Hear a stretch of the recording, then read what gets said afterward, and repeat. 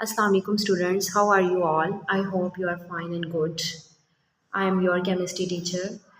Students, previous lecture में हमने chemistry का ड्रॉ जो था हमने स्ट्रक्चर्स ड्रॉ किए थे, जिसमें हमने शो किया था, मैंने आपको ये दिखाया था कि इसमें किस तरीके से उन स्ट्रक्चर्स में कैसे सिंगल कोवलेंट बॉन्ड जो था वो बन रहा था, वो मैंने आपको बताया था। आज जो है उसी से ही रिलेटेड टॉपिक है, उसी से रिलेटेड स्ट्रक्चर्स हैं जो कि हमने ड्रॉ करने हैं। लेकिन इसमें आपने किसके लिए स्ट्रक्चर ड्रॉ करने हैं, जैसे कि मैंने लिखा हुआ टॉपिक आपका draw electron cross and dot structures for molecules containing multiple bonds यानी एक से ज़्यादा बॉन्ड्स भी हो सकते हैं। अब उन मॉलिक्यूल्स में मैंने आपको ऐसे स्ट्रक्चर्स बना के दिखाए थे जिसमें सिंगल कोवलेंट बॉन्ड बन रहा था, लेकिन इस यहाँ पे मैं आप ऐसी 2 एग्जांपल्स को डिस्कस करूँगी जिसमें डबल कोवलेंट बॉन्ड भी बन सकता है और ट्रिपल कोवलेंट बॉन्ड भी जो है वो बन सकता है। तो जैसे कि पहला स्ट्रक्चर है आपके पास स्ट्रक्चर ऑफ कार्बन डाइऑक्साइड। देखिए जी, कार्बन डाइऑक्साइड आपको सबसे पहले मैं बता दूं कि ये हमारे एटमॉस्फेयर में भी प्रेजेंट है, ये हमारे इकोसिस्टम को भी मेंटेन करती है और ये फोटोसिंथेसिस का भी रॉ मटेरियल है, जैसे कि आप बोले कि उनका वन उसमें उसके रिएक्टेंट में से एक रिएक्टेंट है जी। अब कार्बन डाइऑक्साइड के स्ट्रक्चर में देखें कि ये है आपके पास कार्बन का एक कंपाउंड जी। कार्बन, जैसे कि आपको पता है कार्बन के एटम में 4 इलेक्ट्रॉन्स होते हैं और ऑक्सीजन के एटम में 6 इलेक्ट्रॉन्स होते हैं, जैसे कि मैंने आपको शो किया हुआ है। ओके, अब देखिए हम कार्बन डाइऑक्साइड का मॉलिक्यूल बना रहे हैं। इसमें मैं आपको बताऊंगी कि किस तरीके से आपके पास मल्टीपल बॉन्डिंग हो रही है, या डबल कोवलेंट बॉन्ड बन रहा है या ट्रिपल कोवलेंट बॉन्ड बन रहा है। तो जैसे कि आपको पता है कि ऑक्सीजन जो है इसके आउटरमोस्ट शेल में 6 इलेक्ट्रॉन्स होते हैं, तो मैं यहाँ पे शो करती हूँ, ये देखें 2, 4 और 6।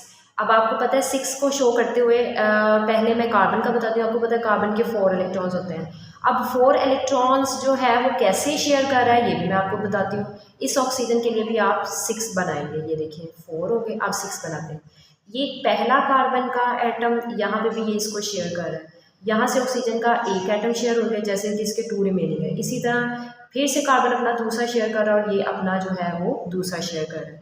यहाँ से आप देखें कि ये कार्बन अपना एक शेयर कर रहा है, तो ऑक्सीजन का एटम अपना दूसरा शेयर करेगा इलेक्ट्रॉन। इसी तरह कार्बन अपना 4 वाला करेगा और ऑक्सीजन अपना भी सेकंड वाला इलेक्ट्रॉन जो है वो शेयर करेगा।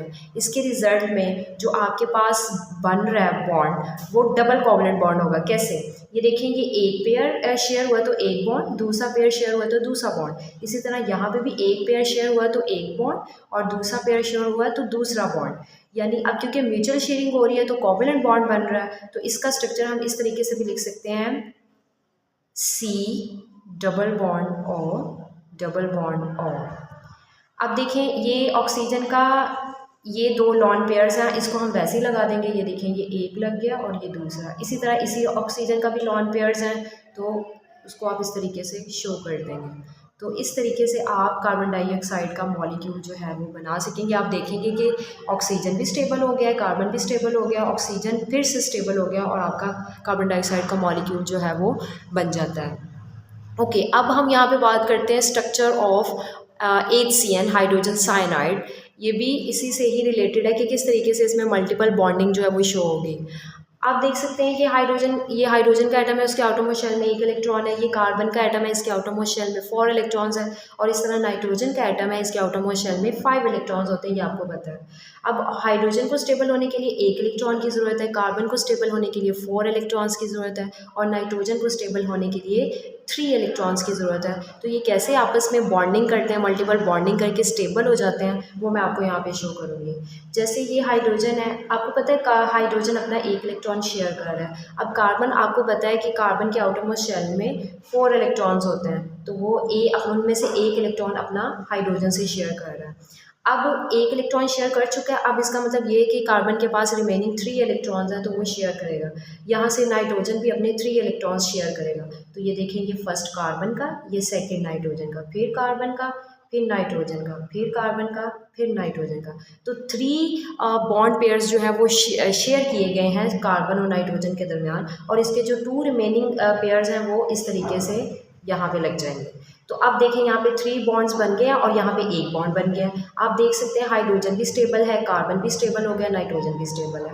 तो अब इसका मॉलिक्यूल कैसे हम लिखेंगे, आप इसको इस तरीके से लिख सकते हैं H। अब क्योंकि कार्बन के साथ इसने एक बॉन्ड पेयर शेयर किया है तो एक बॉन्ड बन गया है, और यहाँ पे कार्बन ने और नाइट्रोजन ने आपस में 3 बॉन्ड इलेक्ट्रॉन्स शेयर किए हैं, 3 बॉन्ड पेयर शेयर किए हैं, तो यहाँ पे ट्रिपल कोवलेंट बॉन्ड जो है वो बन जाएगा क्योंकि म्यूचुअल शेयरिंग हो रही है, और ये हाइड्रोजन साइनाइड का मॉलिक्यूल बन जाता है और ये स्टेबल भी हो गए हैं तीनों के तीनों एटम्स, जिसको आप इस तरीके से शो कर रहे हैं HCN। आई होप इसमें आपको कोई प्रॉब्लम नहीं होगी। अगर कोई भी कन्फ्यूजन है तो आप मुझसे पूछ सकते हैं। ये स्ट्रक्चर्स जिसमें कि मैंने आपको single covalent bond, double covalent bond, triple covalent bond बना के दिखाया है, तो आई होप आपको अंडरस्टैंड हो गया। अगर कोई भी कन्फ्यूजन है तो आप पूछ लीजिएगा। ओके, अल्लाह हाफिज़।